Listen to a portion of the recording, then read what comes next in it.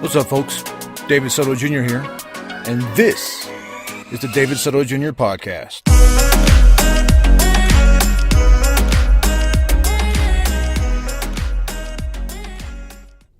What's up, folks? Welcome to episode 34 of the David Soto Jr. podcast. I am your host, David Soto Jr., coming to you from Ellisville, Missouri.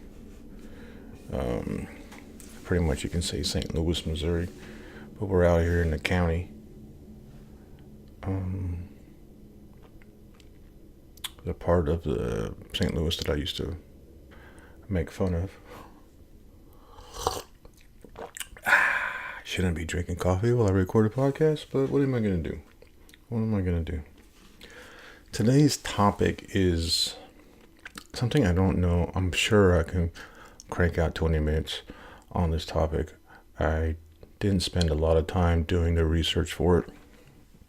I didn't make a lot of notes, but what I want to talk about is minimalism, which I have been a minimalist for a while now, but it's the topic, I'm noticing things now that I spend time with someone who is not a minimalist, and I can see the impact it has on my life. Not negative, but I notice like things that I used to take for granted that I notice now, and they're not that big of a deal really, but I can see now why being a minimalist was so good for me. One of the things, and this is the biggest thing, is that I've noticed recently is the decision making that has to be done now. I started to really notice it. I brought it to my attention when I went hunting with my buddy in Colorado last month, 2 months, October. Yeah. So a couple months ago I went hunting, and because now that I am in Missouri, first of all, you know that I used to live in my van just up until July of this year. So whenever I would go to hang out with my buddy, whether it's a hunting trip or fishing trip, I had everything that I needed with me. In fact, everywhere I went, everything I needed was always with me. And that used to be a joke. He's like, "We're going ice fishing this weekend. You coming?" I'm like, "Yeah, I'll be sure to bring my fishing gear." And that's the joke, right? Because I lived in my van, and so every time I went down to see him to go fishing or whatever the case was, I always had my stuff with me. So this was the first time where I meet up with him to do some of our outdoor activities, and I had to pack for the trip. So I had to pack for a hunting trip and fly there. One of the things that I did was pack a plastic footlocker full of hunting gear and shipped it out. Because I didn't want to deal with it on the plane, and I didn't want to I don't like checking bags, et cetera, all this other stuff. But so I sent a full locker out, and I had to put the stuff in there that I thought I was going to need, and only the stuff that I was going to need. There was a limited amount of space, and then I took my carry-on. So when I got there, everything I had was there. There was no other options for me. And one of those things I put in my full locker was my black muck boots. Now, I've been using these muck boots. I ordered my first pair. And they can be called rain boots or whatever. But I bought my first pair in Iraq. I worked there as a contractor, and that year was the worst rain in 100 years or some shit. And if you know anything about a desert, it doesn't absorb water very well. So as it was just raining and raining and raining for 40 days and 40 nights, the water was just everywhere, and I had to quickly jump online and order a pair of boots. And those boots just came in handy. They were just perfect, and I could just kick them off, and I could walk through water up to 15 inches, and it was just perfect. And I held on to those pair of boots, and ended up, when it came time to go hunting, because I never hunted until after I came back from Iraq. When it came down to go hunting, I started wearing those boots. I'm like, I didn't have anything else. Oh, no, I think what happened was I went on a trip across the country, and I ended up in Utah. So I drove all the way from Missouri to Utah. I think I slept in my car in Colorado and then drove all the way to Utah. And by the time I got to Utah, the sun was setting, and I had no idea how cold it was really going to be. And I arrived there and I was in flip flops. And there was a guy camping there by himself. This is December, okay? And the guy said, we ended up, drinking and sitting by the campfire with this guy. But he said he noticed me because he heard my flip flops, and he's like, "Who is wearing flip flops out here?"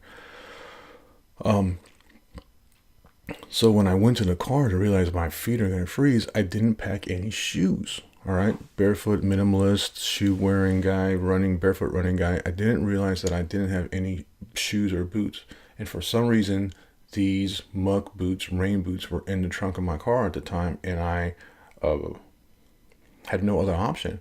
I put on thick socks that did have the forethought to bring, and I just put these boots over. And that was the first time, like, I went everywhere with these boots. And then as I started to go hunting, I would just like put on double layer of socks, put these boots on, and I could just hike through everything in the snow. And then as the years went by, and I would replace these boots. I'm sure I'm talking a lot about these goddamn boots. My point is I found these things very useful. So when I shipped a Foot Locker to Colorado, I put these muck boots in. And when I got there, I realized all I had was a pair of Sanooks, which if you've ever worn Sanooks or know what they are, they're basically like house slippers. The soles are yoga mat, and the insoles are yoga mat materials. They're really, really wide, and they're not tied on your feet, and you can slip your feet in and out of them. There's no laces. I wore those on a plane. I wore those there, and then the only other pair of footwear that I have there are these rain/muck boots. And my buddy's like, "You're gonna wear those hunting?" I'm like, "Yeah, that's what I wear when I hunt." And he goes, "How are those gonna be for hiking?" I'm like, "I don't know. We'll see.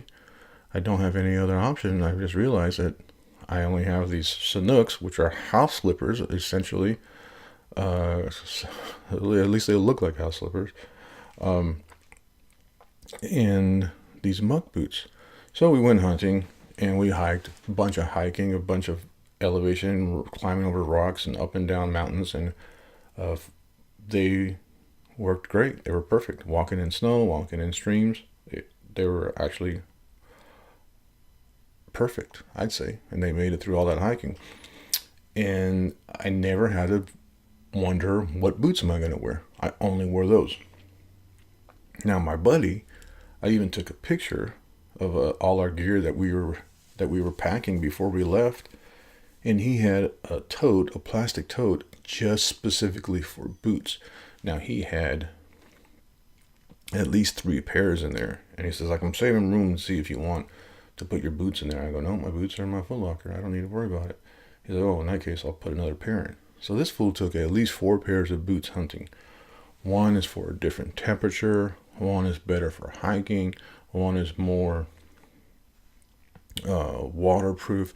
And one is just a good old pair that he's been wearing for a long time. And a pair that he likes to wear. So every morning he had to decide what pair of boots he was going to wear.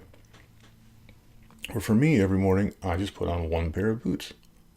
I didn't have to think about it. And that may seem like you went through all the story to tell that, and that's your big discovery, but it is when you add all these little bits of decisions that you have to make every day, and they add up. And now I'm kind of noticing them. So also, I took one pair of long johns, one pair of merino wool base layer shirt, merino wool base layer pants, and that's what I wore every day, and one pair of socks. I'm not gonna lie, I took 2 pairs of socks and I only wear one. So I could have not taken that other pair of socks. And yeah, his cabinet has a washing machine, so I did wash. I did do a load of laundry once, but typically with merino wool is you can take your stuff off, hang it up, let it air out, and it won't retain any odor. That's what's really good about. As a minimalist, that's what I see. That is a really good thing about wearing merino wool. So that's when I really noticed. I'm like, he has to struggle every morning, and he would even say like, which long underwear should I wear today? Which boots should I wear today?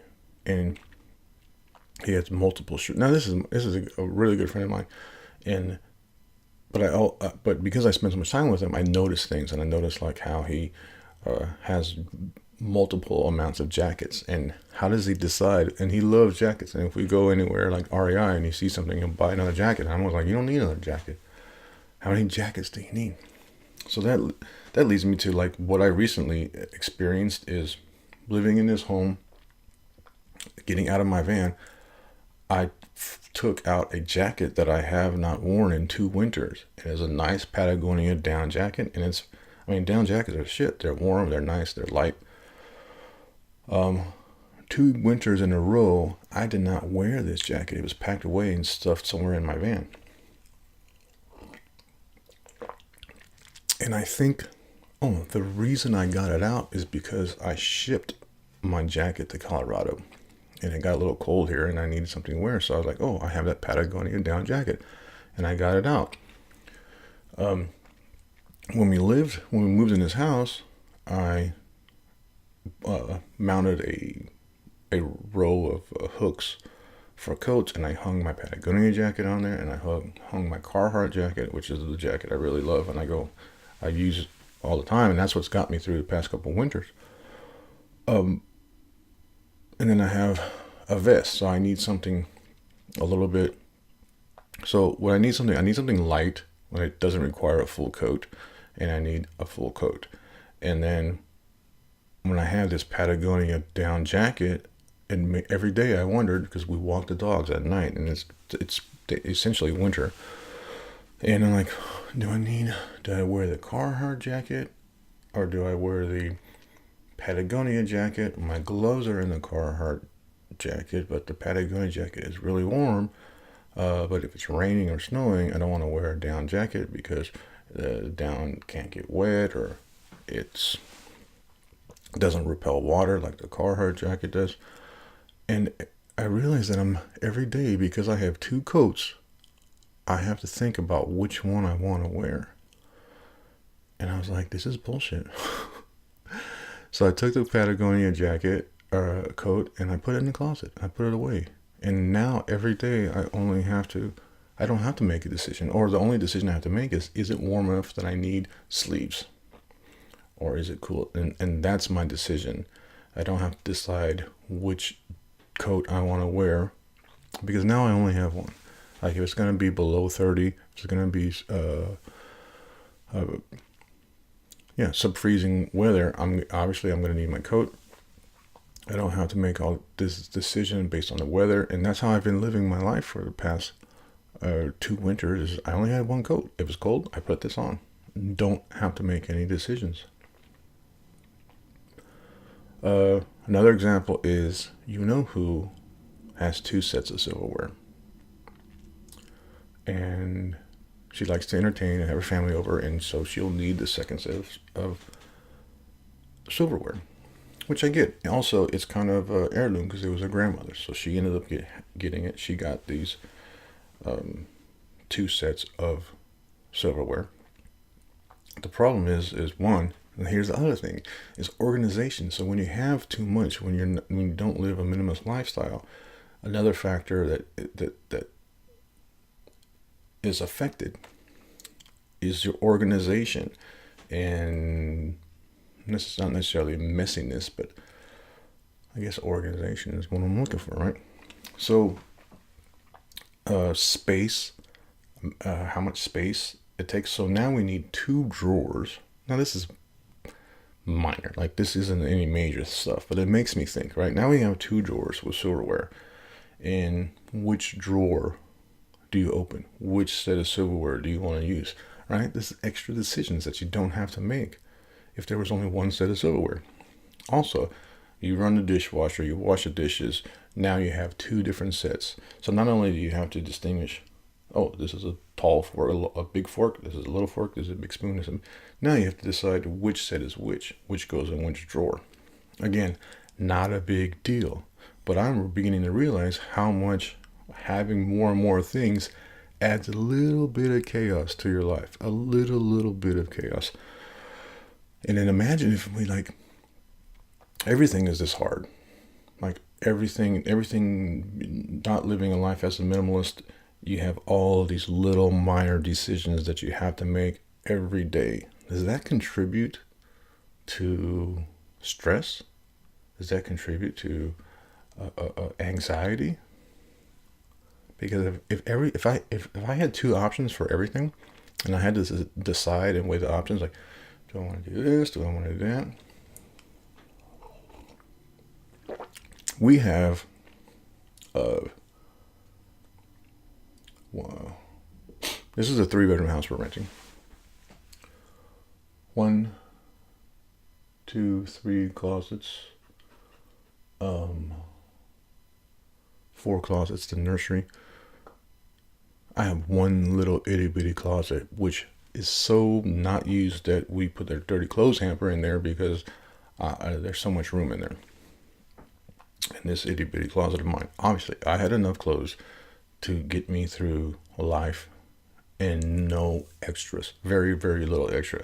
There's a cool jacket that I've held on to. In top of the Patagonia jacket, I've held on to this Dickies Eisenhower jacket that I really like. I haven't worn it in 3 years now. But I really, really liked that jacket. And it's something that I kept. And that I just recently bought. So, anyways, you know who has all these closets. She's taken up with closets in all of the other rooms. And then she has these furniture behind me full of other clothes.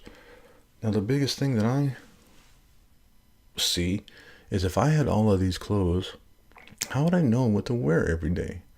Why would I burden myself with that decision? It's winter time. I have 3 flannel shirts. So I wear these. I bought some merino wool t-shirts. Again, merino wool, you hang them up. I even did a whole Kickstarter campaign to try and make some my own merino wool. I don't know if I can get stuff from China anymore, so that dream is gone. But I don't know how she does it and how she has to pick out something out of all of these options. And I've kind of always been like that. My underwear, they're all black. They're all the same thing. They're silkies or ranger panties. They're these just itty bitty tiny little running shorts that Special Forces and Marines wear. That I had to buy a pair as a joke one day and realize how awesome they are. And so that's what I wear. And I have 6 or 7. I don't have to decide what color I want to wear, what kind I want to wear. I just grabbed one every day. I don't have to decide. You know who said, hey, do you want a t-shirt? Or, all your t-shirts are just plain. And I was like, no, I don't want any t-shirts because I don't want to have to decide what I want to wear. Like, I used to really be involved in like matching and having, I still obviously like to I'm still concerned about my appearance and how I look, but I've thrown a lot of decisions out the window and I just basically wear black. Now, because it's winter and I've gotten into wearing flannels and wearing a little bit of color, I have 3 flannel shirts. I alternate them. I wear one a day while it's winter. But, that's new for me. Last year I started wearing something. Ultimately, I don't have to wear, I would wear this, a t-shirt, a wool sweater, and then my coat, and then I could take one off and on, whichever, just layer up. Essentially, I'm babbling right now about clothes. But anyways, I don't have a lot of decisions to make, and it makes my life a little bit easier. I had one more example that I want to talk about. Obviously, I can babble. Oh, come on.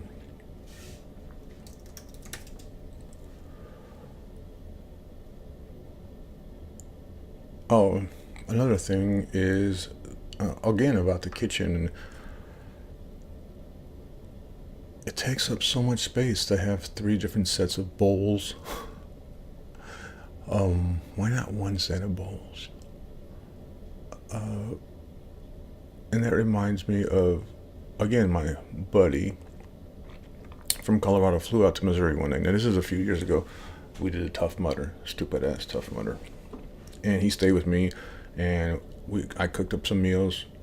And one day he said, where are your spoons? And I'm like, oh, I think it's in the bedroom, because I lived out of one room, and so I would go there and I would cook my meals and then go into the bedroom and eat, and I had a desk and a chair, and so it was essentially my table. And I said, I think it's in the bedroom. He goes, it? Like, he couldn't fathom, and I never even realized it because it never really even crossed my mind. He says, it? I had one spoon. One spoon. And life was just so simple. You know, I had this apartment, I had this building I was renting that had an apartment in it. I was living in it, sleeping on the air mattress, living in a one-bedroom apartment. No furniture except this desk. And the only place I really kind of have multiple things is the kitchen. Because I like to have different cookware. I don't like to use plastic, blah, blah, blah. But I had one spoon because that's how I ate my meals, unless I needed a fork and a knife. But I had one fork, one knife, one spoon. And I never had to worry about it. And if it was dirty, I washed it. And I didn't have to I never used the dishwasher that I had. Very, very, very rarely. I think I carried like this thing of dishwasher soap to like 2, 3 different apartments or houses that I lived in, because I never used, because so we didn't get into it, but I'm talking about, like, why do we need all these sets of bowls? And she said, do you want to do dishes all the time? Like, essentially use one, get it dirty, put it in the dishwasher, or like, it doesn't make life easier. I think people think having more options makes life easier. It doesn't make life easier. With one spoon, I use it, I wash it, it's clean. When you have the option, like, I use it, if you have multiple things, use one, leave it lay, use another, leave it lay, and then you have a pile of those things that then they need to be, like in this case, spoons, then they need to wash, and then now you got to put them in the dishwasher, and there's a ton of them, and I don't know if it makes things easier to have a bunch of something. I don't think it does. I think it's added stress. Anyways, I wanted to make a podcast, and because I think I need to put one out a week. I don't know if this was a good episode. I just talk about minimalism, but things have caught my eye recently, and I was like, oh, I'm a minimalist, whatever. And I've lived my life for a couple of years, and now that I am living with someone and interacting and not being this loner living by myself, I'm beginning to notice things. Especially now that I live in a house and I am buying more things because I have more space to fill.